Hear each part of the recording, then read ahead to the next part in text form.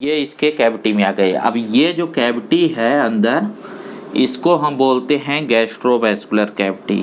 ठीक है, gastrovascular cavity. अब यहाँ पे ध्यान दीजिएगा, गैस्ट्रो का मतलब है डाइजेशन, ठीक है, और वैस्कुलर का मतलब मैंने बताया था कि अगर किसी फ्लूइड को सर्कुलेट कराया जाता है, एक्सटर्नल फ्लूइड को, तो उसको हम वैस्कुलेशन बोलते हैं।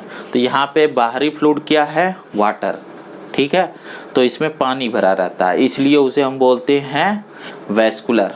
ठीक है। अब होता क्या है कि जैसे जिस भी चीज़ को, जैसे किसी एल्गी या बैक्टीरिया को इसने यहाँ अंदर डाल दिया, ठीक है, ये इसका फूड है, तो ये जो फूड यहाँ पे अंदर आ गया, तो अब क्या होता है कि इसकी जो वाल की जो अंदर वाली लेयर होती है, यहाँ पे जो देखिए एनिमल डिप्लोब्लास्टिक है ना, टिश्यू ग्रेड का है, यहाँ पे अंदर वाली लेयर को हम गैस्ट्रिक लेयर बोलते हैं, क्योंकि ये स्पेशलाइज होती हैं डाइजेशन के लिए। तो ये गैस्ट्रिक लेयर की जो सेल हैं, ये इंडिविजुअल सेल क्या करती हैं कि इस पे डाइजेस्टिव एंजाइम को रिलीज करती हैं, ठीक है, और जब डाइजेस्टिव एंजाइम को रिलीज करती हैं, तो ये जो ऑर्गेनिज्म है ये डाइजेस्ट हो जाता है।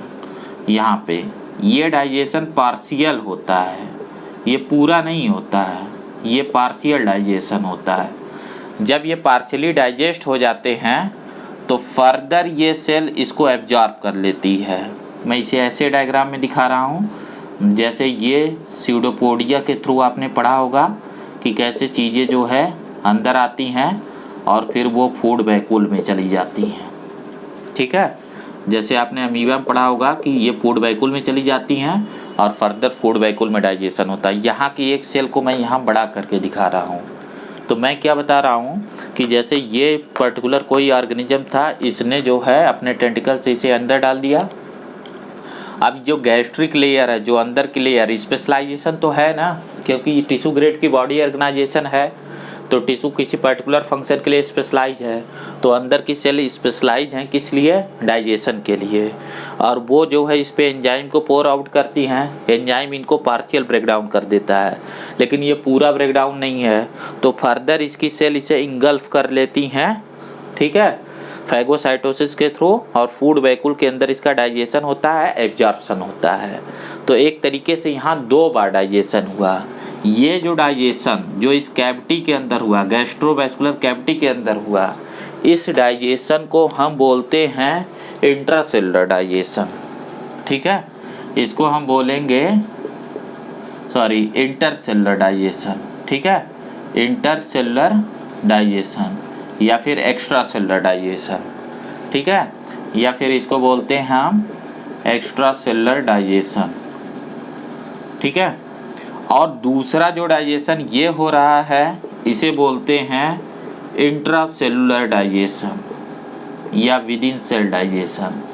तो यहाँ पे आपको ध्यान रखना है कि गैस्ट्रोवैस्कुलर कैविटी एक्चुअल में स्पेशलाइज है एक्स्ट्रा सेलुलर डाइजेशन के लिए, और जो गैस्ट्रिक सेल की, जो गैस्ट्रिक लेयर की जो सेल हैं, वो फर्दर डाइजेशन करती हैं फूड वैक्यूल के अंदर अमीबा जैसा, तो उसको बोलते हैं इंट्रासेलुलर डाइजेशन।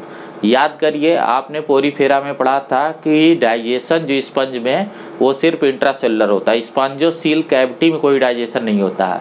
लेकिन यहाँ गैस्ट्रोवैस्कुलर कैविटी, जिसे सिलेंट्रॉन कैविटी बोलते हैं, उसके अंदर भी डाइजेशन होता है। इनिशियल डाइजेशन उसके अंदर और फर्दर डाइजेशन सेल के अंदर। तो इसीलिए इसी बात को कैसे लिखा है आपके बुक में, ये चीज़ मैं आपको समझाना चाह रहा हूँ, क्योंकि आपको बुक रीडिंग ही पता होनी चाहिए। जैसे देखिए यहाँ लिखा digestion is extra cellular and intra cellular, तो इसने दे दिया, फैक्ट आपको दे दिया।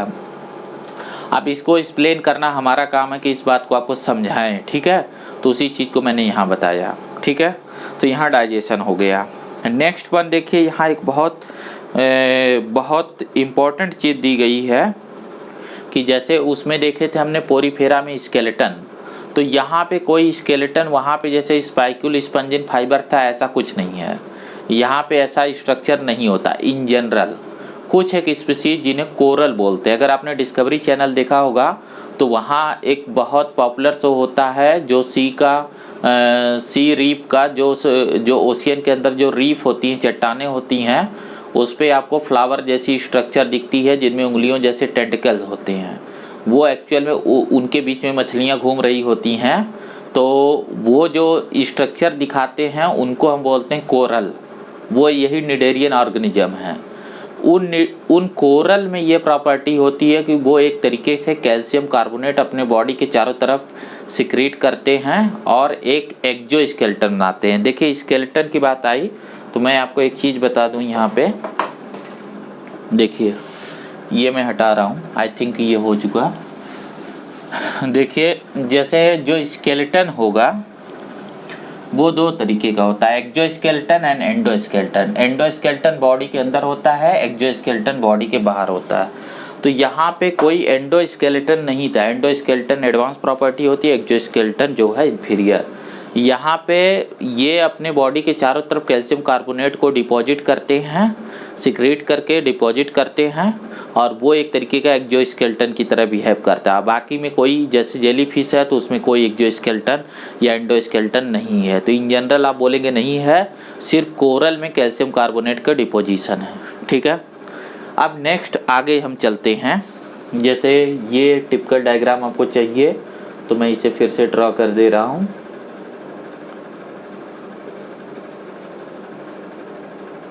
देखिए मेन आपको गैस्ट्रोवेस्कुलर कैविटी को ध्यान में रखते हुए समझना है। देखिए अब जैसा मैंने आपको बताया कि डाइजेशन तो हो गया।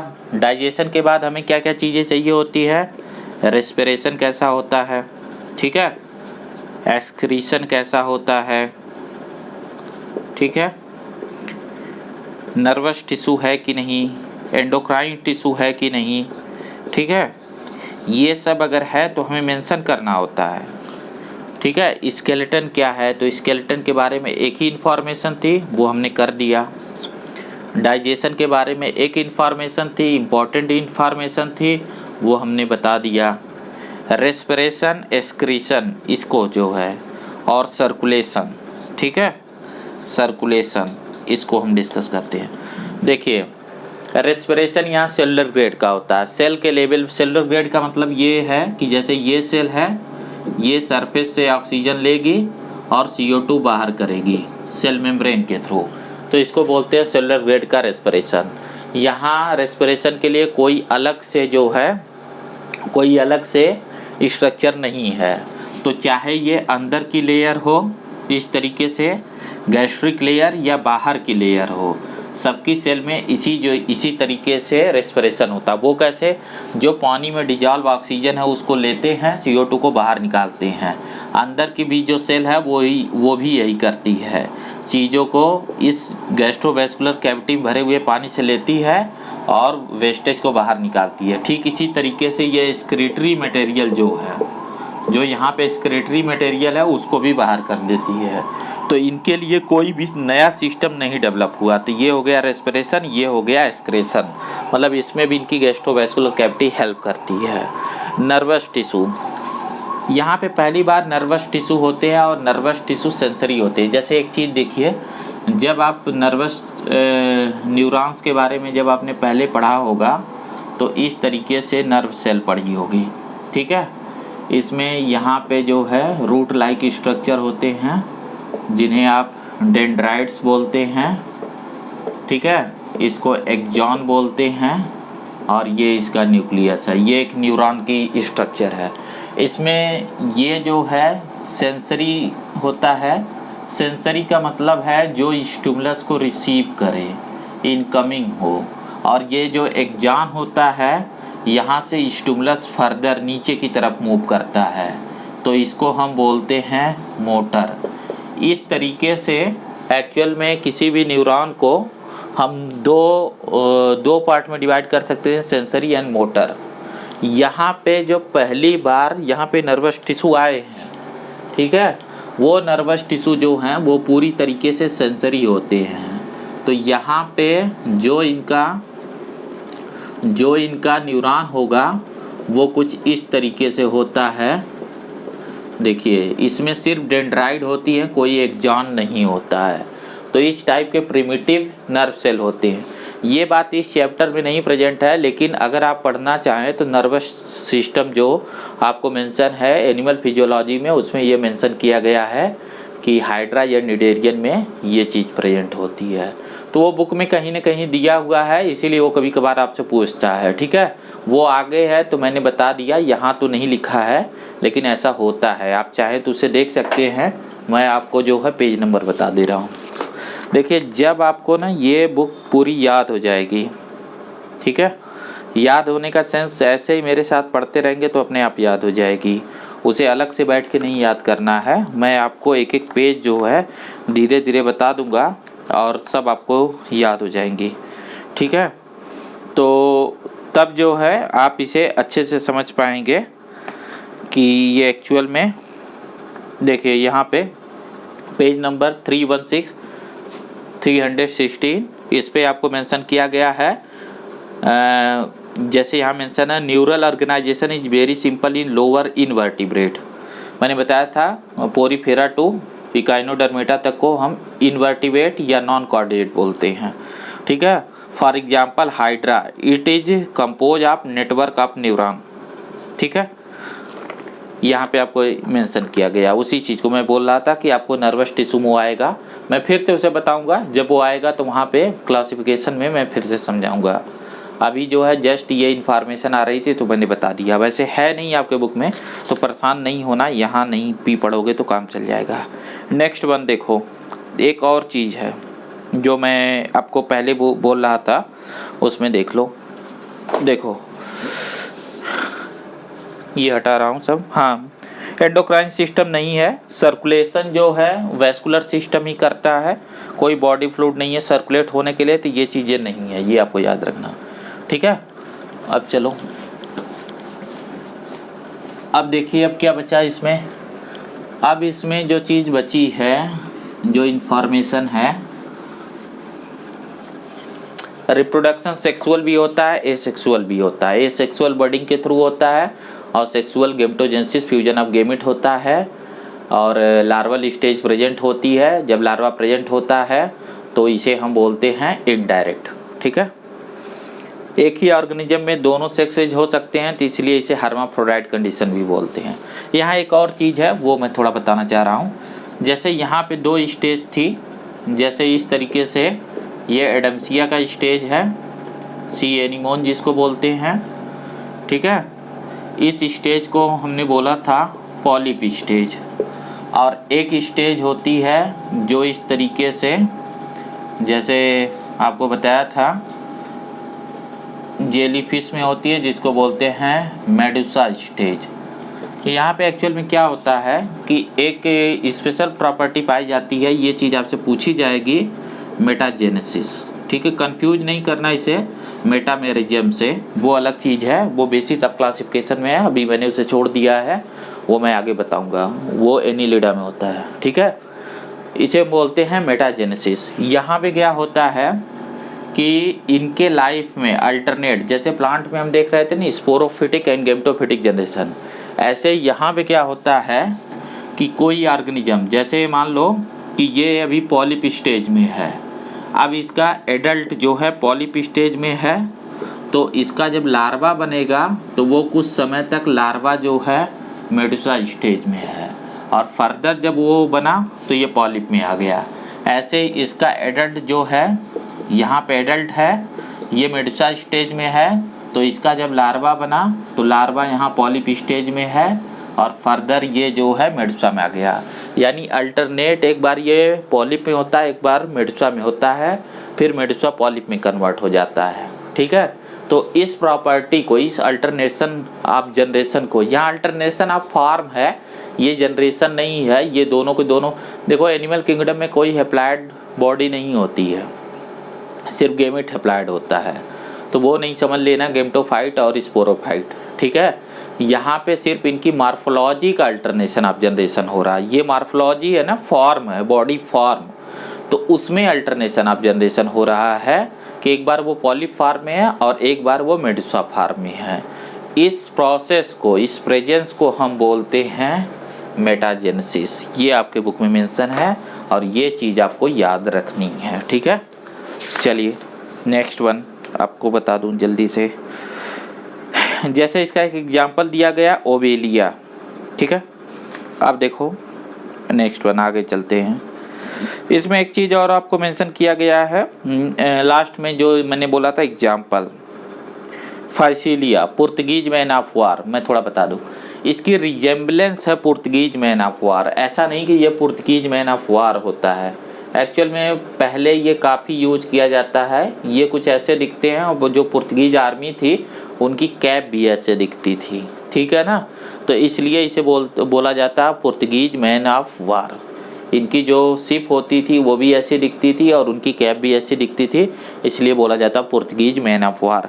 ऐसा आप कई बार देखेंगे यहाँ नेम मेंशन होते हैं, इनको कॉमन नेम बोलते हैं। जैसे एडेम्सिया को सी एनीमोन बोलते हैं, जैसे पेनाटुला को सी पेन बोलते हैं, पेन जैसे रिजेम्बलेंस है वो ऐसा दिखता है। गार्गोनिया को सी फैन बोलते हैं, वो पंखे जैसा दिखता है।